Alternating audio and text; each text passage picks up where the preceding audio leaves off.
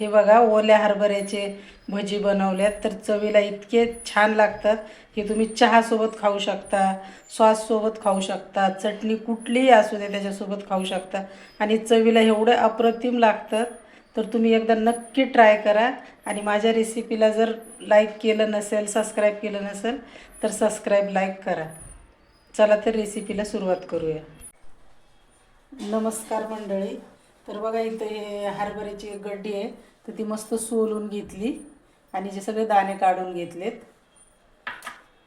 आणि इथं लसणाच्या पाकळ्या आहेत, 10-12 लसणाच्या पाकळ्या आहेत, 4 हिरव्या मिरच्या आहेत. तर मिरच्या तिखटवाल्या आहेत, तर तिखट मिरच्या तुमच्या आवडीप्रमाणे घ्या. 1 चमचा जिरं आहे आणि 1 चमचा धने आहेत आणि अद्रकचा तुकडा आहे, थोडासा 1 इंच अद्रकचा तुकडा आहे. आता हे आपण सगळं मिक्सरमधून याला आबडधोबड काढून घेणार आहे जाडसर. तर बघा हे असं जाडसर वाटून घेतले, जास्त बारीक नाही केलेलं. आणि इथे एक कांदा चिरून घेतला आहे आणि मुठभर कोथिंबीर आहे. तर बघा हे एका ह्याच्यात काढून घेतले भांड्यात आणि हा चिरलेला कांदा आहे, कोथिंबीर आहे, ती पण ह्याच्यात घालून घेऊ. चवीपुरतं मीठ आहे आणि 2 चमचे कॉर्नफ्लॉवरची पावडर आहे, ती टाकते. कारण ही पावडर याच्यासाठी टाकली की त्या पावडरमुळे चांगले कुरकुरीत होतात. आपण सोडा वापरणार नाही आहे. आणि थोडीशी चिमूटभर एवढी हळद टाकणार आहे, हळद पण जास्त नाही टाकलेली. आणि लागेल तसं बेसन पीठ घ्यायचं. तर बेसन पीठ जास्त टाकायचंच नाही आपल्याला. आता हे 2 चमचे, 3 चमचे आणि 4 चमचे टाकले, बघू लागलं तर परत घेता येतं. आता त्याला सगळं मिक्स करून घेते. तर बघा तेवढंच बेसन पीठ बस झालंय. आता याला पाणी काही जास्त लागणार नाही, थोडंसं पाणी टाकणार आहे मी ह्याच्यात. हे बघा एवढं थोडंसं पाणी टाकलंय आणि ह्याला छान असं मिक्स करून घेऊ. आता हिवाळ्या दिवसात हरभरा चांगला विकायला येतोय, त्याची भजी खाऊन घ्यायचे, चवीला पण छान लागतात. तर बघा आता हे पूर्ण असं मिक्स झालंय. मस्त तेल पण तापायला ठेवले, आपण तेलात टाकून घेऊ.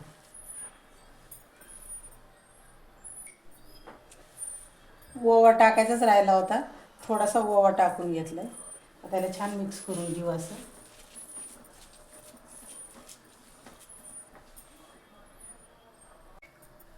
तेल तापलंय बघा चांगलं. आता ही अशी छोटी छोटी भजी सोडून घ्यायची. तेल तापलं ना की गॅस थोडासा बारीक करून घ्यायचा आणि तुम्हाला पाहिजे त्या आकारात तुम्ही करू शकता. बघा असे छोटे छोटे सोडलेत मी, जेवढे बसतील तेवढे सोडायचे. तर बघा असं मधून मधून याला फिरवायचं चांगलं. इतके चवीला छान बनतात ना हे.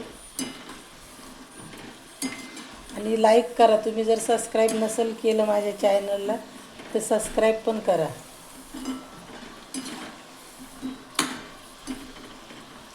बघा आता हे होत आहे. तर झाले बघा हे छान बारीक गॅसवरच केलेत मी, तर खरपूस आणि खमंग झालेत छान. तर आता याला एका प्लेटमध्ये काढून घेते. इतके कुरकुरीत होतात मस्त. आपण याच्यात सोडा अजिबात टाकलेला नाही आणि ते धने जे जाडसर कुटून टाकलेत त्याच्यामुळं तर त्याला अजून चव छान येते बघा. हे असे टाकले ना की याला मिनिटभर परतायचं नाही, हलवायचं नाही, त्याला असंच ठेवायचं. खालची बाजू चांगली शेकली की नंतर मग त्याला पलटी करून घ्यायचं. तर बघा 1 मिनिटाच्या नंतर मी आता याला हलक्या हलक्या हाताने असं पलटी करून घेते.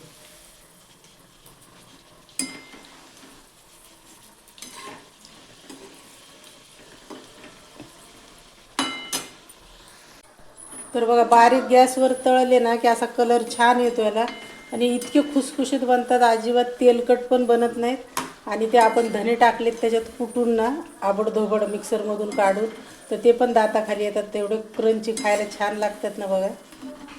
तर बघा ह्या कलरवर असे होऊ द्यायचे. हे बघा छान झालेत.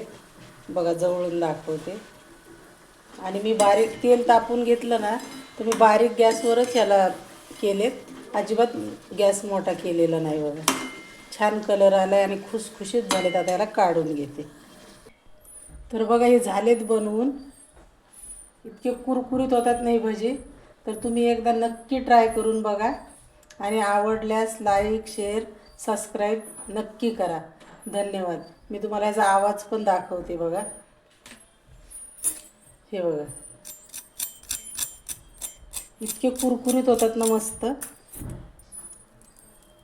अजिबात तेलकट होत नाहीत, काही नाही. आपण याच्यात सोडा टाकलेला नाही आणि बेसन पीठ पण जास्त नाही टाकलेलं, त्याच्यामुळे खूप चवीला छान झालेत बघा.